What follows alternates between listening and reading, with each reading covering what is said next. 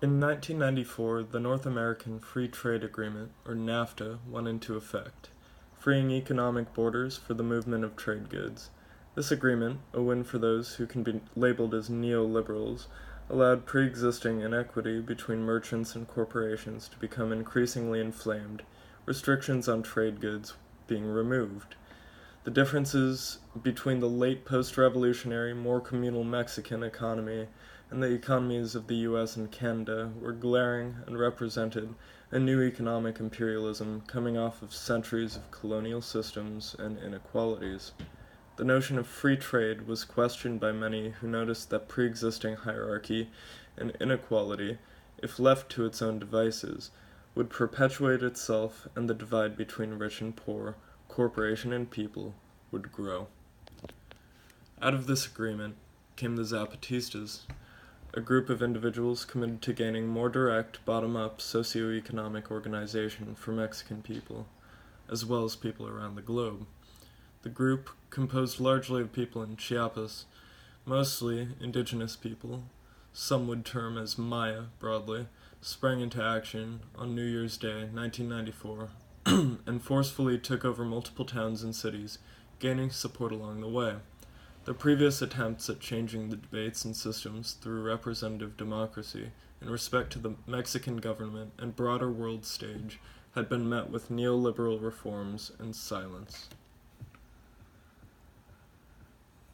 The Zapatistas, though, named after one of the mestizo leaders of the so-called Mexican Revolution, practice a form of sovereignty that marks a turning point in resistance against the state, neoliberalism, as well as larger global capitalism. Their philosophy, labeled Zapatismo, confronts problems of representation and socio-economic inequalities by attacking the root causes of these. They emphasize not only gender equality, but a communalized local system of government and economy that focuses on tradition, direct democracy, and community self-reliance. The idea of sovereignty is key to this because they are stating their own sovereignty over the land without establishing inherently a form of state government. Their legitimacy and sovereignty come from their use of the land itself.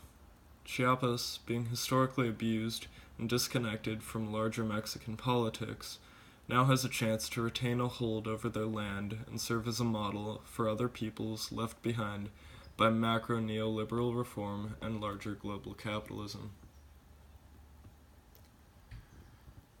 Their use of headwear like bandanas and their now iconic masks protect their identities, but also connect directly to this already mentioned sovereignty. They are not individuals to be recognized and targeted by the Mexican state which disservices them. They are communally living individuals who represent themselves and answer to their community directly.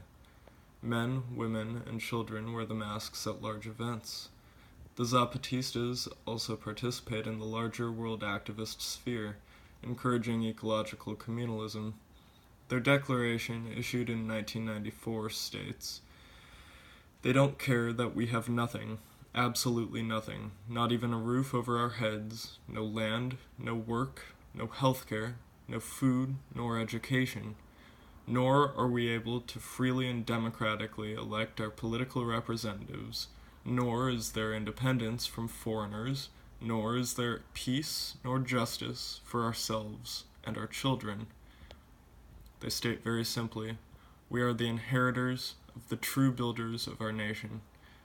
This statement of sovereignty and self-determination emphasizes that those suffering under a system should be justified in breaking away from it if they aren't able to change it. This assertion, directly contradictory to the authorities of a globally connected state government, threatens the very nature of our global political and economic systems, but represents a decolonizing and communal shift in humanity's path.